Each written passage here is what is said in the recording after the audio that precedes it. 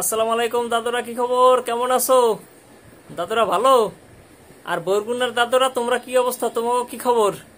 তোমরা তো ইতিহাস সৃষ্টি করবা, ইতিহাসে তোমাদের পাতায় নাম লিখে রাখবে, এরকম একটা ঘটনা ঘটাইতেছো তোমরা। কিছুদিন আগে তোমরা মিন্নির একটা ঘটনা দিয়া সারা বরিশাল রে, বরগুনারে, সারা বাংলাদেশের মানুষে চিনাইলা। এখন আবার কি শুরু করলা? এখন আবার কি করলা? একটা মুক্তিযোদ্ধারে মাইরা, হ্যাঁ, মুক্তিযোদ্ধারে মাইরা তার চশমা ফালাই দিলা, তার অপমান করলা, হ্যাঁ, তারে চড়থাপ্পড় মারলা। হ্যাঁ, তোমরা তো আসলে একটা ভাইরাল একটা জিনিস। হ্যাঁ, তোমরা একটা ভাইরাল জিনিস, তোমার ভাইরাল একটা জায়গা। তোমরা বরিশালের যে একটা ব্র্যান্ড, বরিশালের যে মানুষজন যে সবাই সম্মান করে কিংবা ভালো বলে, তোমরা এটা হইতে দিবা না। ঠিক আছে?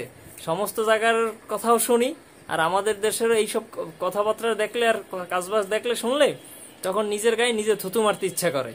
হ্যাঁ, এই একটা লোক, মুরব্বী মতো একটা লোক, আমার বাবার বয়সী লোক, তারে চর দিলা, থাপড় দিলা, চশমা খুইলা ভাঙিয়া ফালাই দিলা, হ্যাঁ, অপমান করলা।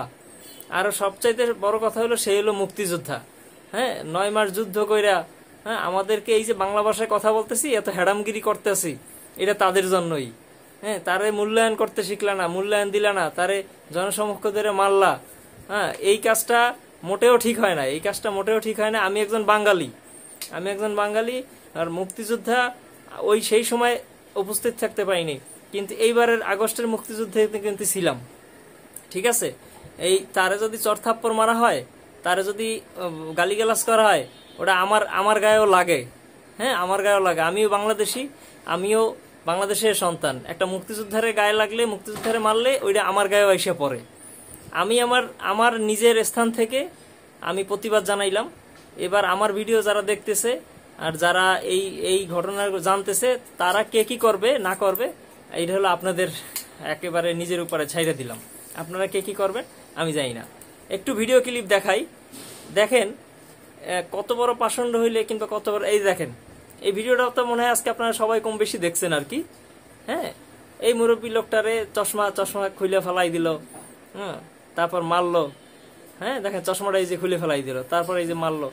হ্যাঁ, কি বরগুনাবাসী, হ্যাঁ, কি বরগুনাবাসী, তোমাদের কি অবস্থা?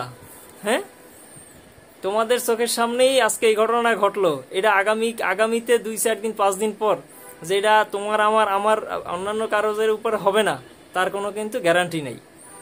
হ্যাঁ, গ্যারান্টি নেই। আর এক স্বৈরাচার চলে গেছে, আর এক স্বৈরাচার কিন্তু রেডি হইতে আছে আসার জন্য। এখন এইসব দলগুলার মানে থুতু মারতে ইচ্ছা করে, এই কারণে, কারণ এক স্বৈরাচারের পতন ঘটাইতে পারি নাই, তার আগেই হ্যাঁ বিভিন্ন ইস্যু, বিভিন্ন কাজবাজ কইরা এখন মানুষের আসলে মন থেকেই আস্তে আস্তে উঠে যাইতে আছে।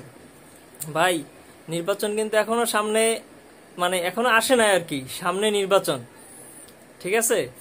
এখন যদি এইরকম সব কইরা আপনাকে ফিল নষ্ট করে ফেলান, তাইলে এখনকার মানুষ কিন্তু অনেক স্মার্ট, অনেক ডিজিটাল, তারা কিন্তু অনেক হিসাব নিকাশ কইরা তারপর কিন্তু ভোটটা দেবে। ঠিক আছে? ভোট যদি সুষ্ঠু হয়, আর ইনশাল্লাহ সুষ্ঠু হবে, এবং আমরা একটা যোগ্য নেতা নেত্রী এরা বের করতে পারবো ইনশাল্লাহ। কিন্তু এই যে ঘটনাগুলো ঘটাইতেছেন আপনারা, আপনাদের একটু চিন্তা ভাবনা করা উচিত। আপনাদের দল ক্ষমতাই আসলো না, আপনারা রাজত্বই পাইলেন না। হ্যাঁ, আপনারা এখনই জনগণের উপরে পুরা জুলুম শুরু করে ফেলাইছেন। আর এরপর যদি আপনাদের ক্ষমতা হাতে দেওয়া হয়, তাহলে আপনারা কে কি করতে পারেন আর করবেন, সেটা কিন্তু এই কিছু হ্যাঁ, এই আগস্ট থেকে বিভিন্ন আপনাদের কাজকর্মে বোঝা যাইতেছে যে আপনারা দেশটারে এবার কি করতে চাইতেছেন। ঠিক আছে? তো যাই হোক, আমি আমার দিক থেকে আমি আমার মতামতগুলো জানাইলাম।